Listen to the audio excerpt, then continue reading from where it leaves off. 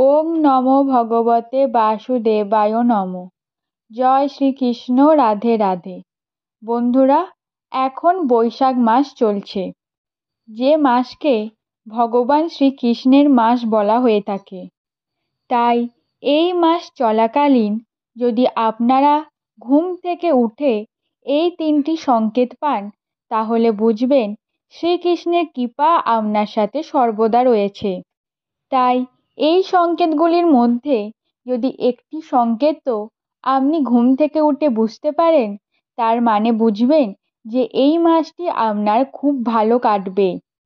কারণ এই সংকেতগুলি অত্যন্ত গুরুত্বপূর্ণ সংকেত, যেগুলি ভগবান শ্রীকৃষ্ণ কারুর ওপর সন্তুষ্ট হলে তাকে প্রকৃতির মাধ্যমে দিয়ে থাকে, যাতে সে বুঝতে পারে তার এই মাসটি সম্পূর্ণরূপে ভালো কাটবে।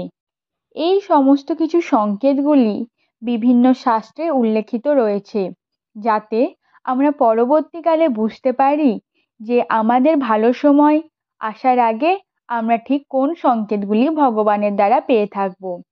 আর এই সমস্ত কিছু সংকেত নিয়েই আজকের এই ভিডিওটি। আশা করব আপনারা এই ভিডিওটি শ্রবণ করে সমৃদ্ধ হবেন। নমস্কার বন্ধুরা, উপাসনা ইউটিউব চ্যানেলে আপনাদের স্বাগত। আশা করি পরমেশ্বরের কৃপায় আপনারা সকলে অনেক ভালো আছেন ও সুস্থ আছেন। আজকের এই ভিডিওটিতে আপনাদের জানাবো যে শ্রীকৃষ্ণ দেওয়া কোন তিনটি সংকেত আপনারা ঘুম থেকে উঠে পেলে বুঝবেন যে আপনারা ধনী হতে চলেছেন। তাই ভিডিওটি সম্পূর্ণরূপে শ্রবণ করুন এবং ভিডিওটির শেষে যদি ভালো লাগে অবশ্যই একটি লাইক করে চ্যানেলটিকে সাবস্ক্রাইব করে রাখবেন, যাতে এরূপ নিত্য প্রয়োজনীয় ভিডিওগুলি আপনার কাছে সকলের আগে পৌঁছায়। চলুন তাহলে ভিডিওটি শুরু করা যাক। বন্ধুরা, এই সমস্ত সংকেতগুলি অনেকেই বিশ্বাস করেন, আবার অনেকেই অবিশ্বাস করেন। বিশ্বাস এবং অবিশ্বাসের ব্যাপারটা সম্পূর্ণই নিজেদের, কারণ এই সমস্ত সংকেতগুলি অনেক পুরাকালে লিপিবদ্ধ করা হয়েছে শাস্ত্রে। কারণ সেই সময় মানুষ এগুলিকে মানত, তারা বিশ্বাস করত যে ঈশ্বর সন্তুষ্ট হয়ে তাদেরকে এই সংকেতগুলি প্রকৃতির মাধ্যমে দিচ্ছে। প্রথম সংকেতটি হলো, যদি বন্ধুরা আপনারা ঘুম থেকে উঠে দেখেন আপনাদের সদর দরজায় অর্থাৎ বাড়ির সামনে কোনো গোমাতা বা গরু এসে দাঁড়িয়ে রয়েছে।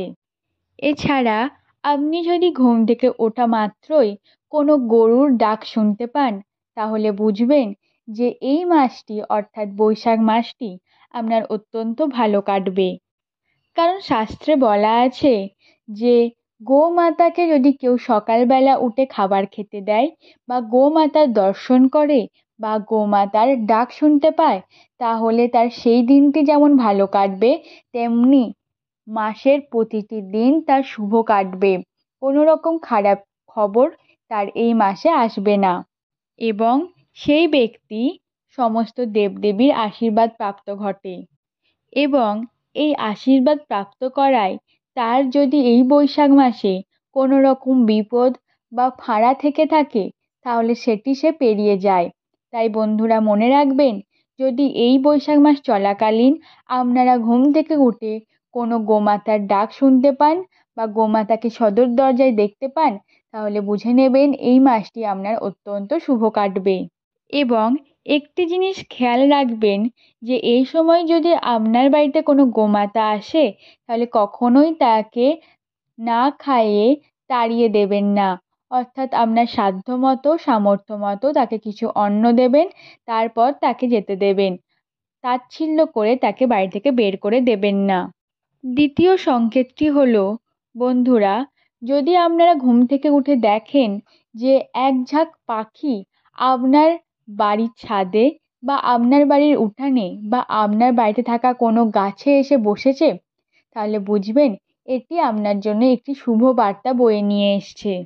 জ্যোতিষশাস্ত্র মতে বাড়িতে পাখির ঝাঁক আসা অত্যন্ত শুভ সংকেত বলা হয়ে থাকে। বন্ধুরা, আমাদের শাস্ত্রে উল্লেখিত রয়েছে যে কোনো ব্যক্তি যদি ঘুম থেকে উঠে কোনো পশু পাখির বাল্য সেবা করে, তাহলে সেই পশু পাখির আশীর্বাদে তার সম্পূর্ণ দিনটি এবং সম্পূর্ণ মাসটি খুব শুভ এবং আরামে কাটে। এছাড়া বাড়িতে পাখির ঝাঁক এলে তাকে আপনি নিজের সাধ্যমতো কিছু অন্ন দেবেন, কারণ তারা অন্নের আশায় আপনার বাড়িতে এসছে। তাই নিজের সামর্থ্য মতো অন্ন দিলে তারা সেটি খুশি মনে গ্রহণ করার পর আপনাকে আশীর্বাদ করবে, যার ফলে আপনার সেই দিনটা খুব শুভ কাটবে।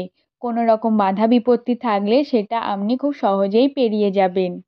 এছাড়া আপনার বাড়িতে যদি কোনো পাখি বাসা বাঁধে, তাতেও খুবই শুভ সংকেত নিয়ে আসে। বাড়িতে পাখির বাসা বাঁধা অত্যন্ত শুভ লক্ষণ।